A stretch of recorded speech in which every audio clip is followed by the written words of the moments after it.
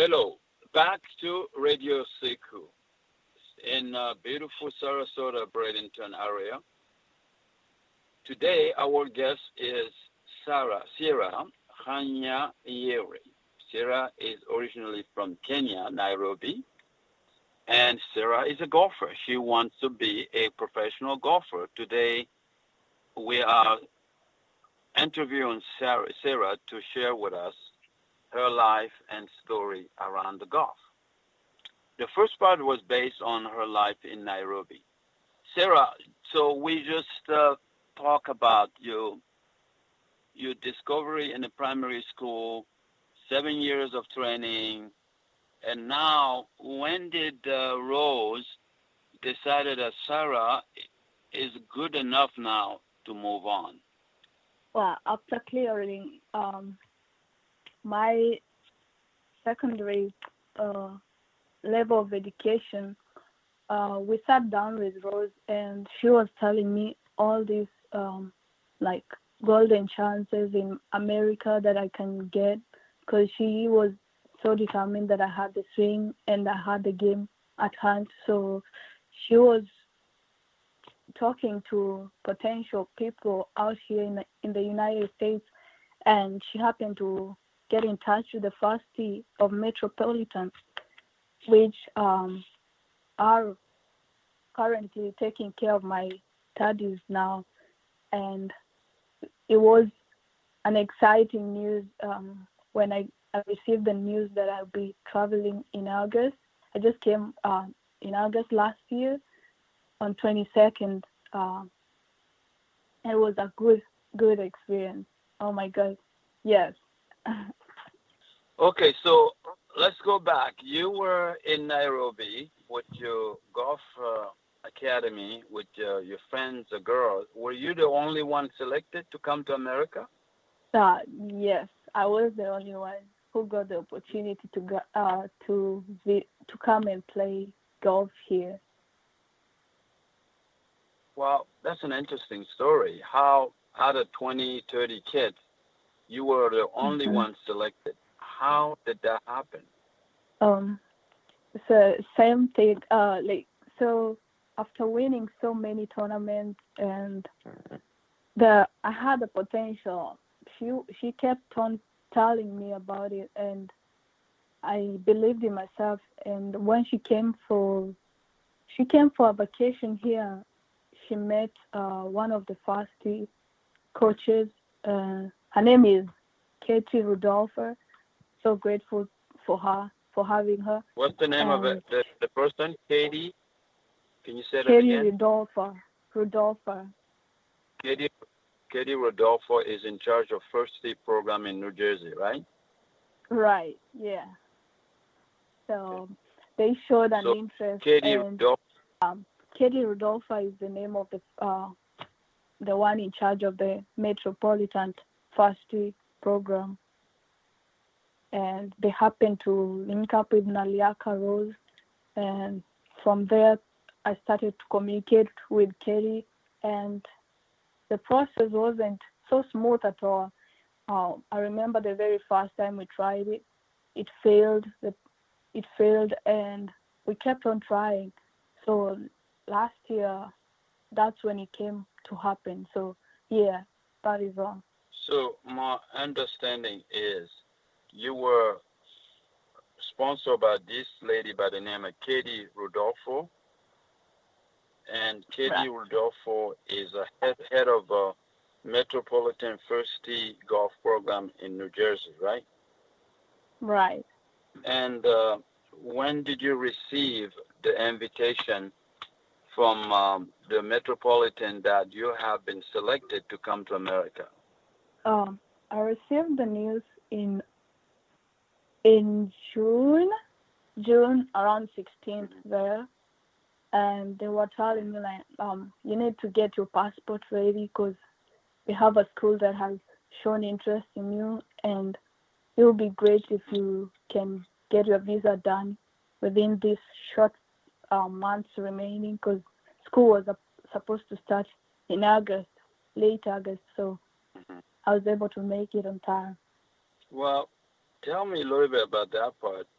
get your passport ready, get your visa, The school is starting in August. How did you manage to do all that in that small period of time between June and July, right? Yes. Uh, so I had to work on everything, collected all the documents that I needed on time, and I remember I was nervous when I went for the interview on the visa, and when I reached at the there, U.S. I was Embassy. at the U.S. Embassy. Yeah, when I reached there, I I talked to the guy who was giving the interview, and he was a golfer actually. So he was like, "What are you going to do in the United States?" I'm like, "Going to play golf." And what are you playing off?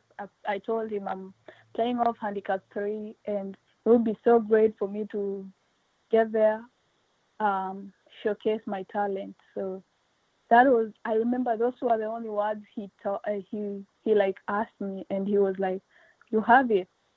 So it was kind of nervous, but it was it was all worth it. So it went So well because you were a golfer and your handicap yeah, was 3. yeah, I was he had interested. no How other was question. the U.S. Embassy guy handicapped? He didn't tell you his handicap. No, he didn't. He just smiled when I said 3. He didn't have any other question for me. So yeah. Okay. All right. So your golf skill or your passport were it made it easy for you to get your visa, right? All right. All right. Good. So, what does that mean, radio listeners? Her golf skill, was able to speak for herself at the interview of the visa place. Okay, now you get the visa, you have the passport, you have a school invitation, and tell us how was the atmosphere at the school, your friends, you have to leave now, your family, you have to leave the whole culture to come to America. How is that? Can you explain us that, please? Yeah. Well, it was a frightening moment for my mom, especially. She was so used to me being around, and for me, it didn't like really hit me the very first time, but the day, like 2 days before I left, that when I felt like, wow, I'm gonna miss my mom and I'm gonna miss my family. But when I shared the news with them, they all were happy. They were like, my friends couldn't believe it, because I had kept the news to myself until I was sure, like, I had gotten the visa before. So I just So I didn't want you to didn't share tell the news. any wait. You didn't tell anybody that you have a scholarship to go to America until you got all your paper and visa in order, right? Right. So at this time, only Rose knew about it, right? Rose was the only Yeah, person who was, and yeah, she she's the told you one to who keep it knew. quiet. No, she didn't She tell told me you to that. keep it quiet. No, she didn't tell me that. I'm the one who like felt like if I don't get the visa, then there's no chance that I'm gonna uh, be leaving the country soon. So it's better to wait on it. Like I have all the documents and all the air ticket has been booked. That's when I'm sure I'm leaving. But just having the words and an invitation letter, I felt like it's better if I keep it to myself until I have all the documents in my hands. Weird. So you are a secret holder. You can hold a secret. You can hold a secret, right? Oh, good. So you must have a best friend in that program. Who was your best friend? What was her name? Well, I had a bunch of them. One goes by the name Agnes Nyakeo, Marcy Nyanchama, um, Ashley Awor, No, Lois give me Akinyi. give me There were one there were just a lot of them. Yeah. one you were very close to, one you tell all your secrets, but you didn't tell her this secret. I didn't tell anyone until I got it. I wasn't. No, so, but tell me who was the one of your best friends, the closest to all of them, which it has to be one you were more close to. What was her name? I don't want to be biased. Okay, all right, I understand. Well, let's call her. Her name was Mary. You didn't tell Mary until you find out that your visa and everything was in order, right? What did she cry? Yeah. Was she happy for you? She was happy, and she was still worried. Like, we just gotta. She told me that when I get to the U.S., I'll just forget all about them and whatever we have been through together as kids when we were growing up. And that, to her, was frightening, but it was good news. We ended up celebrating, so she was like, okay, just don't ever forget us. So, yeah. Okay, now you have to leave home, go to the airport. It was Nairobi International Airport, right? Right. Jomo Kenyatta. It's called Jomo Kenyatta International Airport. Well, so for people who don't know, our radio listener, Jomo Kenyatta was the first president of Kenya. So the airport is named after former President Jomo Kenyatta, right? Yeah.